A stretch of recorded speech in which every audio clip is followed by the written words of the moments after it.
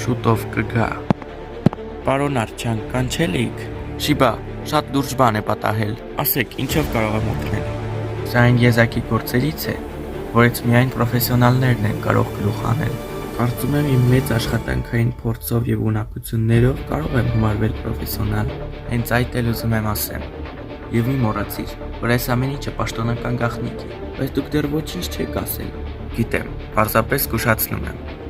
Թագավորի պատմելով, երբ գնում էր նախաճաշելու, սեղանին մի թուղթ է տեսնում։ Ինչ թուղթ։ Մի ընդհատիր,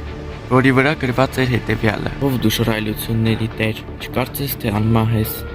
Մի օր վերջդ հաստատ գալու է, եւ այն շատ անսպասելի է լինելու։ Այդքանն էր գրված։ Այո,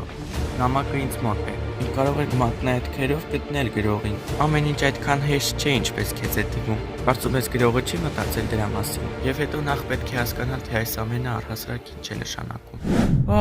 Հազիվ նստեցինք։ Ինչու ինչ է եղել։ Բայց այս թագավորի գործերով հասարակ քարտուղարուհի էի։ Լրիվ թղթապանակ եմ դարձել։ Լավ, Ամանդա, իրականում շատ տխուր է թագավորի հետ կատարվածը։ Ես բան չունեմ ասելու, պարզապես ահա որ ծանր է իմ աշխատանքը։ Առանց այդ էլ իմ աշխատանքն այնքան ծանր է, որ նույնիսկ երեխաներիս չեմ տեսնում։ Լավ, հաստատ չափազանցնում ես։